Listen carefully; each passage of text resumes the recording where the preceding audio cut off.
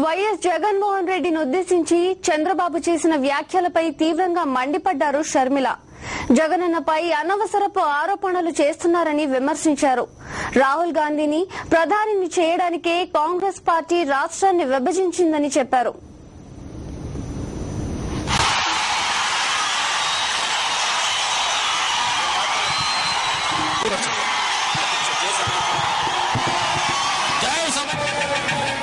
మూడో రోజు సమైక్య శంఖారావంలో షర్మిల చంద్రబాబుపై తీవ్ర స్థాయిలో విరుచుకుపడ్డారు.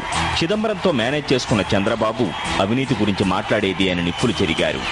చంద్రబాబు దృష్టిలో లోక కళ్యాణం అంటే లోకేష్ కళ్యాణమని చెప్పారు.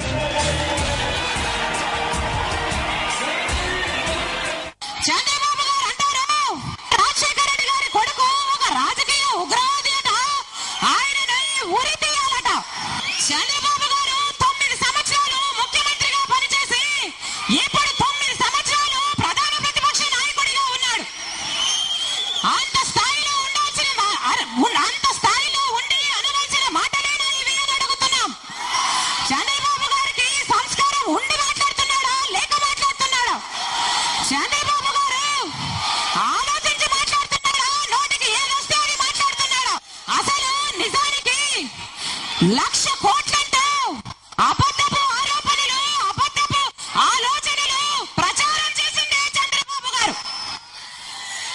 ఆ తర్వాత కాంగ్రెస్ తో కుమ్మకై కుట్రలు పన్నింది చంద్రబాబు గారు. చీకట్లోనే చిదంబరం గారిని కలిసి ఆయన మీదున్న అవినీతి ఆరోపణలు, ఐఎన్జీ, ఎంఆర్ లాంటి కేసులలో విచారణలు, కేసులు జరగకుండా మేనేజ్ చేసుకుంటే చంద్రబాబు గారే. ఈయన అవినీతి గురించి మాట్లాడేది అని ప్రశ్నిస్తున్నాం. అసలు చంద్రబాబు గారు, మేము మీ కొడుకు ఎంత తెలంగాణోడో వివరిస్తే మీకు ఎలా ఉంటుంది చంద్రబాబు గారు అని అడుగుతున్నాం. మీ తెలంగాణ కొడుకు కోసము ఆయనని ఎన్టీఆర్ గారి పార్టీకి వారసునిగా చేయడం కోసము ఎన్టీఆర్ గారి కుటుంబాన్ని తొక్కి పెడుతున్నది ఎలాగో మేము వివరిస్తే మీకు ఎలా ఉంటుంది చంద్రబాబు గారు అని అడుగుతున్నాం. అసలు చంద్రబాబు గారి దృష్టిలో లోక కళ్యాణం అంటే లోకేష్ కళ్యాణం కాదా చంద్రబాబు గారు అని అడుగుతున్నాం. కాంగ్రెస్ పార్టీ ఎన్నో పాపాలు చేసిందని, చేసిన పాపాలు సరిపోవు అన్నట్లు రాష్ట్రాన్ని గొడ్డలితో నరికిందని షర్మిల విమర్శించారు.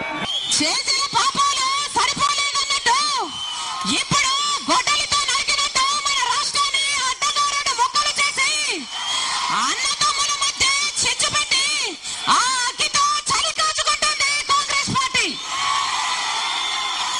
ఓట్ల కోసం, సీట్ల కోసం టీఆర్ఎస్ కలుపుకునేనా సరే. 2009లో తెలుగుదేశం పార్టీ అధికారంలోకి వస్తే తెలంగాణకు సంబంధించి రాజకీయంగా, చట్టపరంగా ప్రక్రియ చేస్తామని చంద్రబాబు మేనిఫెస్టోలో చెప్పారని షర్మిల తెలిపారు. చంద్రబాబు చరిత్రహీనుడిగా మిగిలిపోవడం ఖాయమన్నారు. అనంతపురం జిల్లా కదిరిలో సమైక్య శంఖారావం పూరించిన షర్మిల చంద్రబాబుపై తీవ్ర స్థాయిలో విరుచుకుపడ్డారు. రాహుల్ గాంధీని ప్రధానిని చేయడానికే రాష్ట్రాన్ని విడగొట్టారంటూ నిప్పులు చెరిగారు.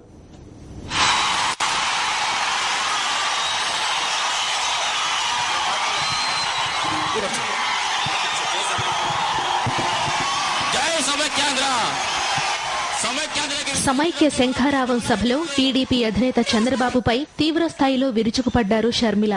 కదిరి లక్ష్మీనారాయణుడి సాక్షిగా చంద్రబాబుపై నిప్పులు చెరిగారు. తెలుగుదేశం పార్టీ నాయకుడు, మన ప్రధాన ప్రతిపక్ష నాయకుడు చంద్రబాబు గారిలో మటుకు